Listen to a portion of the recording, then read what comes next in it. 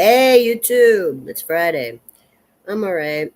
I mean, the other day I was like in the pit, man. I was in agony.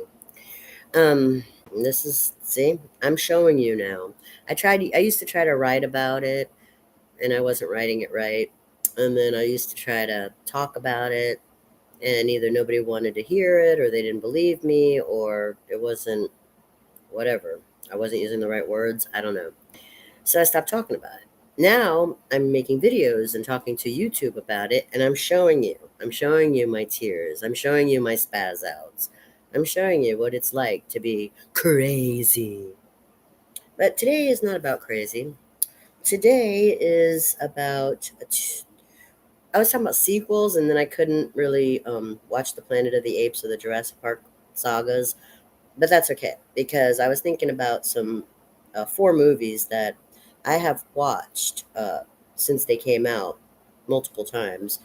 These are Some of these are definitely on my top 50 favorite movies or something like that. And also these two an actor and an actress, Nicholas Cage and Julia Roberts, who everybody knows their name, right?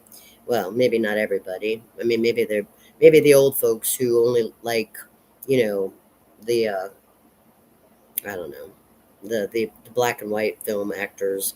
Maybe they don't know who Nicholas Cage and Julia Roberts are, but my generation definitely should know who they are.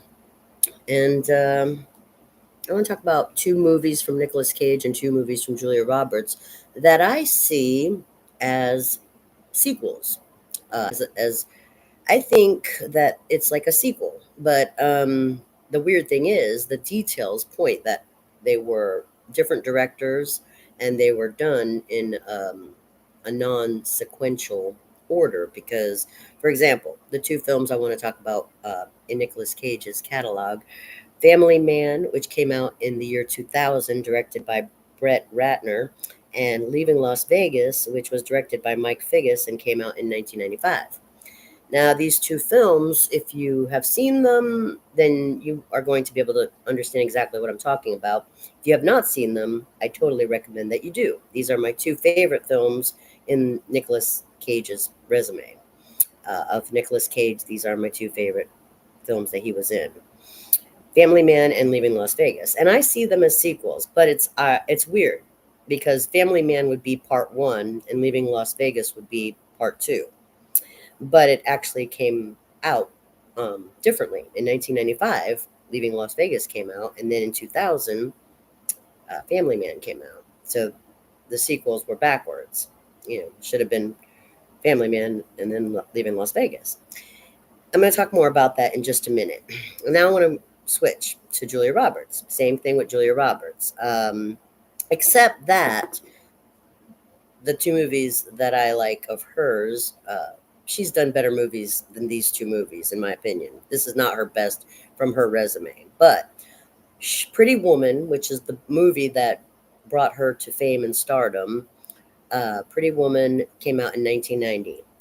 The following year, in 1991, she was in a movie called Sleeping with the Enemy. Now, some people may have seen it automatically in 1991 and said, oh, this is just like the sequel to Pretty Woman. I never saw Sleeping with the Enemy in 1991. I didn't see it until many, many, many years later. I had seen other movies that she was in her catalog of or her resume, I think Aaron Brockovich is a great film, and Mona Lisa Smile is a great film. Those are my two favorite Julia Roberts movies. But Pretty Woman and Sleeping with the Enemy do have something important to say, and I think that this is a parallel line for this actor Nicolas Cage and this actress Julia Roberts.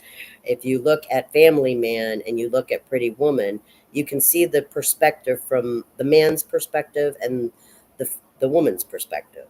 And then if you look at Leaving Las Vegas and you look at Sleeping with the Enemy, you can again see how divorce looks to the woman and looks to the man.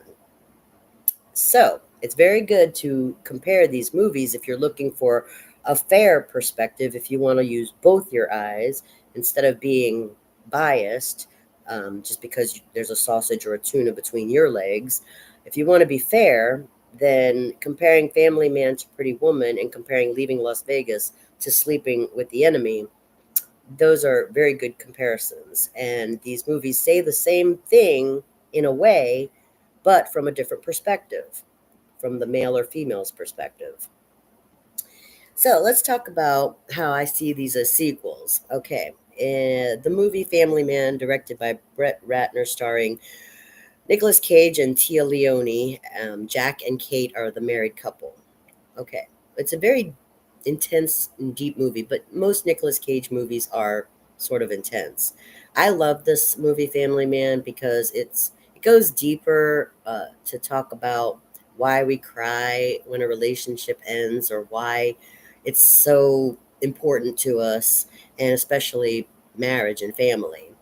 Um, and if you're sentimental, or if you care about family and marriage and things like that, then this probably will be a tearjerker for you. Um, and then let's go to the other film that I consider the sequel, Leaving Las Vegas. Okay, so let's just say Family Man is about Kate and Jack and being happily married and loving their children and everything's great. Okay, that's Family Man. Now, part two, Leaving Las Vegas. Kate and Jack got divorced? Well, we don't call them Kate and Jack. We call them Sarah and Ben. Well, it wasn't really Sarah. What happened? What happened to Kate and Jack? No, we're going to call Jack Ben in Leaving Las Vegas. Well, Jack turned into an alcoholic and forgot his name and started calling himself Ben. Just kidding. That's not really what happened. I'm just making jokes. If you know these movies, then you understand my joke.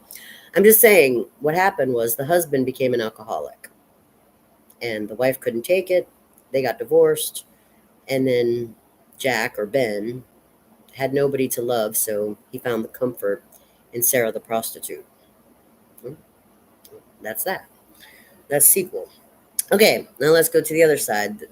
That's the man's story. Okay, now let's go to the woman's story. So there was this woman. She was a prostitute, just like Sarah. Okay, now we're starting from the beginning. Like the end is the beginning, or the beginning is the end. Boop boop boop boop. I don't know. So Sarah and Vivian in Pretty Woman are pretty much like the same kind of girl, streetwalker, a prostitute. So you got Sarah and Vivian. Well, Sarah is the one who comforts Ben when after his wife has had enough of his drinking ways. Vivian is the same, except that she's younger. She's pretty new to the street. She's young and beautiful, and what happens is she meets who? Edward Lewis. Who's Edward Lewis? Edward Lewis is Jack, except with a lot of fucking money. He's rich. Remember in Family Man when Jack was mad at Kate? Jack was mad at Kate because he thought Kate was holding him back. He said, "I could have been a millionaire. I could have been so much more."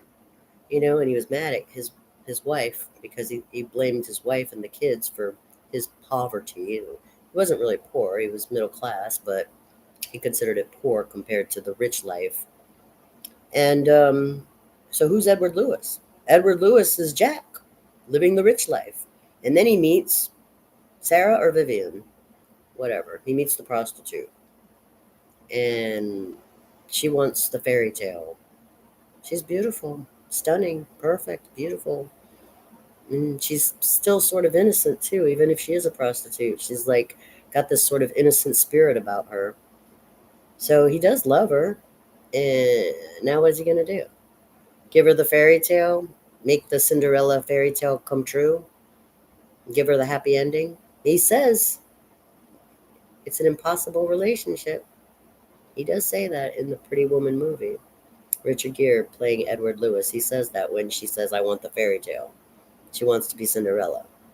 So anyway, he comes as the knight in shining armor and he gives her the fairy tale. And then we get the sequel, Sleeping with the Enemy. But they don't call it Vivian and Edward Lewis. Now it's Laura and Martin. But they're Vivian and Lewis. I mean, they're Vivian and Edward. The same thing, Laura and Martin. Now they're married. Now it's Mr. and Mrs. Cinderella story. This is the happily ever after. This is the happily ever after. Well, Okay, so Martin may not be an alcoholic like Jack or Ben. Maybe he's not an alcoholic, but he's abusive. He's mentally, emotionally, and physically abusive. He's probably a narcissist, and he's a perfectionist, and he's very particular, and he has to have it his way. And she's going insane, and she's dying every day, crying every day, and she wants to run away from him. But he's obsessed with her now because, you know, because he went through with it. He gave her the Cinderella story, right? He went through with it. Now you're mine. You're my property. No, she doesn't like it. She doesn't like the happily ever after. It's not happily. She's not happy. Why did she marry him? Because he was rich? Or because she thought the fairy tale was different? She has to run away. She goes through this very complicated, elaborate, deception to run away from him. Changes her name, runs to a far away to a different town, hoping to, escape his evil clutches. And he finds her, and anyway, I mean, the only way she was going to escape from him was for him to die. Isn't that terrible? That's how intense that was. She couldn't escape until he was killed. Um, yeah, that's a little bit more extreme than leaving Las Vegas. I mean, Ben, the character of Ben, is not exactly like the character of Martin. I mean, Martin doesn't want to lose his wife, Laura, and Laura doesn't want to be married anymore. And Ben wants to be an alcoholic and keep his wife, and she doesn't want him as an alcoholic, just like Laura doesn't want Martin to be some control freak. They don't want that. They didn't want what they married. They married wrong. And then they want to correct it by leaving or getting a divorce. And the husbands don't like that. You made me go through with this, and now you don't want to do this. So they get pissed. Or in Ben's case, he got more depressed and became an even more extreme alcoholic. But he did find comfort with the prostitute, Sarah, which goes back to the beginning. See? Is it the beginning or the end? It just loops and loops and loops and loops. Why do women always push for marriage if they don't really like being married? You don't love him. You love the idea of the fairy tale.